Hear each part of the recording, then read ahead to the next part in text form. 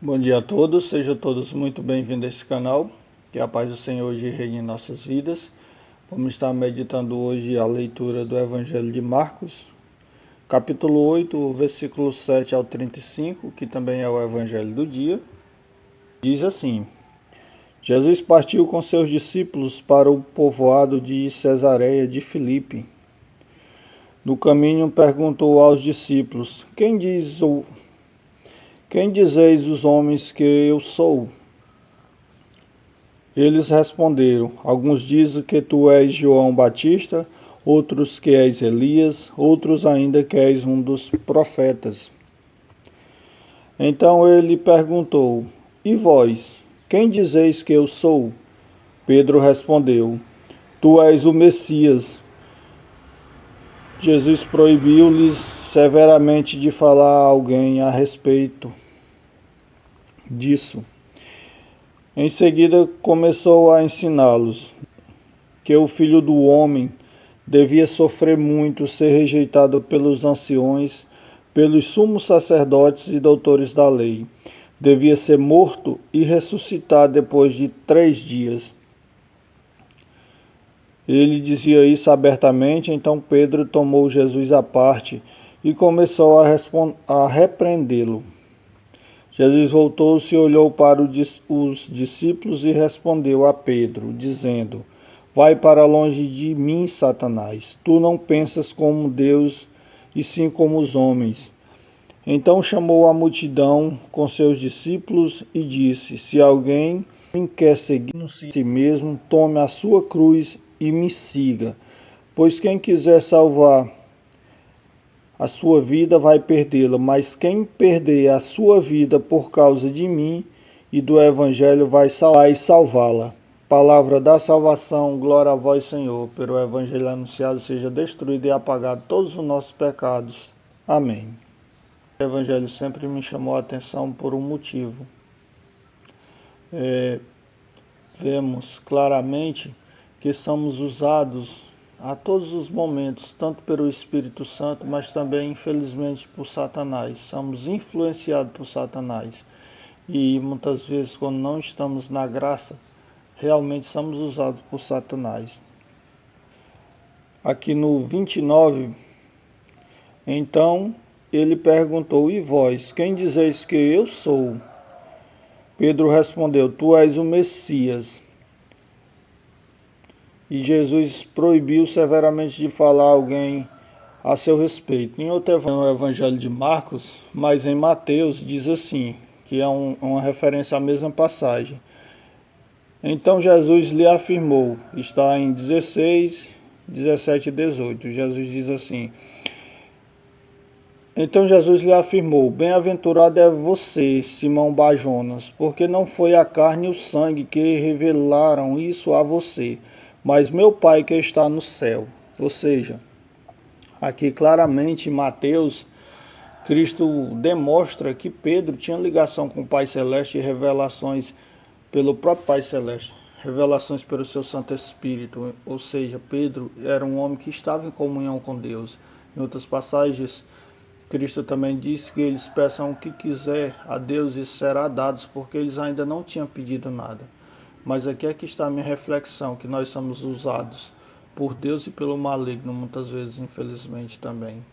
Aqui Pedro é usado pelo Espírito e é revelado, e Cristo o exalta. Mas já bem aqui na frente no 32, Pedro repreende Cristo. Ele disse isso abertamente. Então Pedro tomou Jesus à parte e começou a repreendê-lo.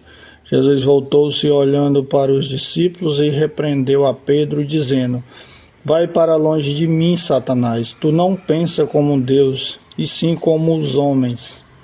Ou seja, aqui a gente vê abertamente que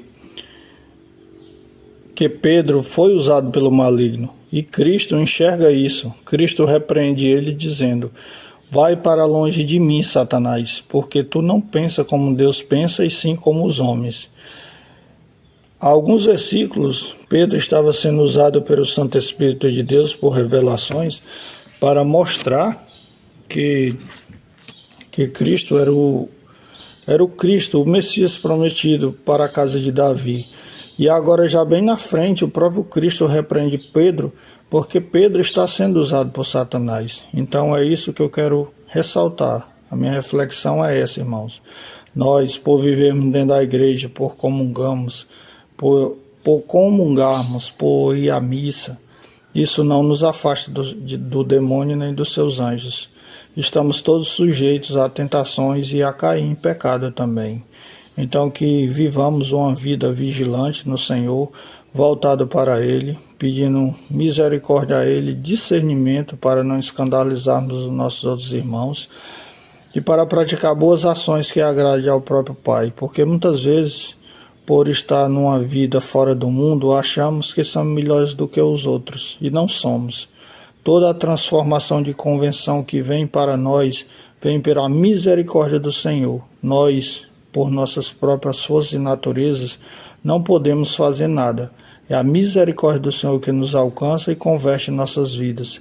E quando essa misericórdia, quando nos afastamos dessa misericórdia, o Senhor não consegue mais agir em nossas vidas, porque muitas vezes, por frequentarmos a igreja e agirmos, vivermos uma vida mais santa, achamos que estamos salvos e livres das atrocidades, mas não estamos. O próprio Cristo aqui mais na frente diz que todo aquele que quiser vir a Ele, se alguém me quer seguir, renuncie a si mesmo, tome sua cruz e me siga. Ou seja, Cristo não promete uma vida de cristão fácil, uma vida de cristão sem cruz. Ele está dizendo, renuncie a si mesmo, tome sua cruz e me siga. Ou seja, não é para abandonarmos os nossos problemas, as nossas dificuldades do dia a dia. É para abraçar essas dificuldades e ir a Cristo para Ele fazer o melhor em cada um de nós.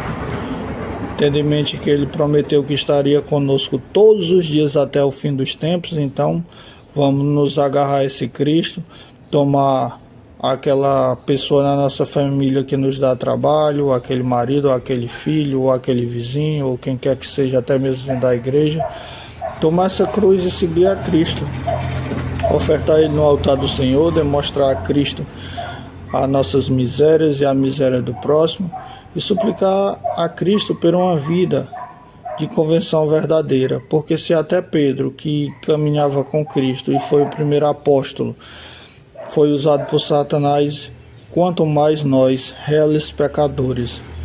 Então, nesse pensamento, vamos refletir isso durante todo esse dia, que o bom Deus tenha misericórdia de nossas misérias, age em nossas vidas e que nos proteja e nos abençoe, em nome do Pai, do Filho e do Espírito Santo. Amém. Que a graça esteja com todos nós.